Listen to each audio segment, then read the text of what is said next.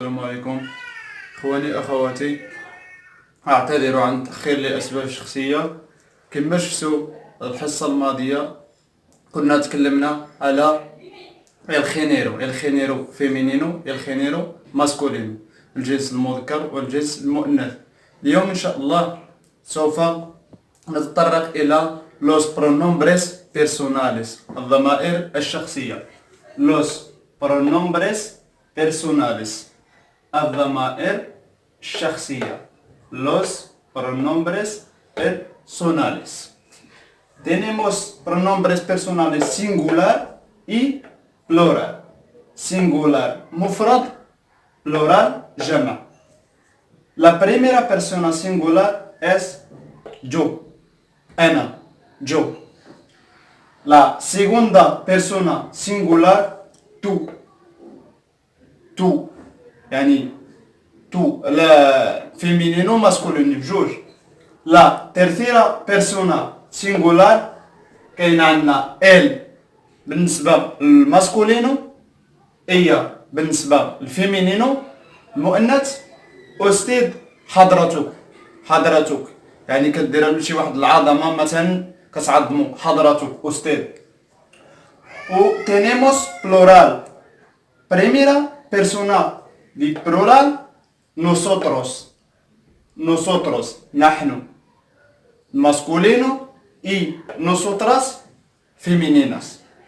ملي كنكونوا مذكر nosotros مؤنث nosotras. La segunda persona plural vosotros أنتم vosotros. ملي كيكونوا femeninas vosotras أنتن. Plural, la tercera persona plural, ellos هما ellos جمع مذكر، ellas جمع مؤنث، y ustedes حضرتهم يعني كنعظموهم. سوف أعيد. Los pronombres personales. Los pronombres personales، الضمائر الشخصية. أي حاجة كنحتاجوها. عندنا singular y plural، عندنا المفرد وعندنا الجمع. المفرد la primera persona المفرد primera persona yo أنا. segunda persona tú أنت. la tercera persona él و ella y usted. Plural. La primera persona de plural nosotros نحن مذكر. nosotras مؤنث. Plural segunda persona y plural vosotros y vosotras ملي كيكونوا الإناث. Plural la tercera persona plural أنا ellos للمذكر، ellas للمؤنث y ustedes. ¿Vale? Y ahora vamos a ver una pregunta sobre un nombre, un pronombre personal. ¿Qué significa un pronombre personal? ¿Qué significa un pronombre personal? ماذا يعني un pronombre personal؟ هذا يعني بالضمير الشخصي. Se utiliza para sustituir a una persona u objeto. Se utiliza para sustituir a una persona u objeto. يستعمل ليحل محل شخص ما أو شيء ما. Se utiliza para sustituir a una persona u objeto.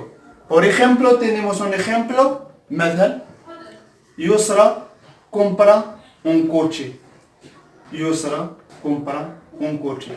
يسرى اشترت سيارة. يسرى اشترت سيارة.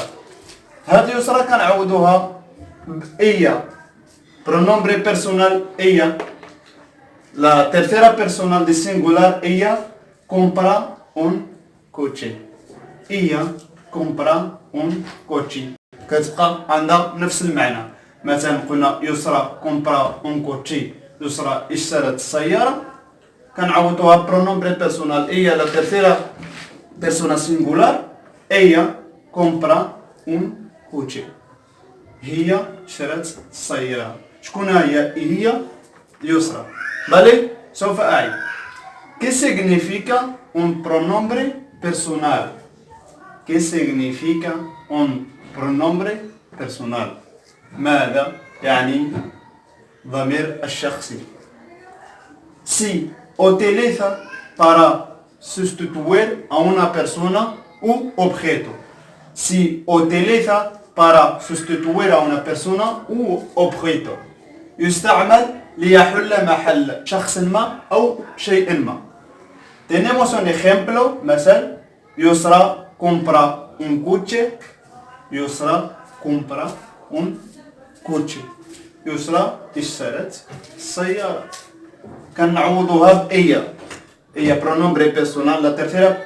La tercera pronombre personal. Ella compra un coche. Ella compra un coche. هي شرت السيارة. شكون هي كتعود على يسرى. لهذا إخواني أخواتي هذا كان هو الدرس ديالنا اليوم. وما برونومبريس بيرسوناليس كنحتاجوهم في الأفعال وفي ملي كنصرفوا الأفعال مثلا كنحتاجوهم وكل شيء مهم بزاف. وكنتمنى تكونوا استوعبتوا معايا شويه في هذا الدرس. اللي ما فهمش ولا اي حاجه ديرها في الكومونتير. وما تنسوناش تشجعونا سبسكرايب جيم الى اخره. اتمنى لكم رمضان مبارك سعيد. اعانكم الله والى الحصه القادمه ان شاء الله والى اللقاء.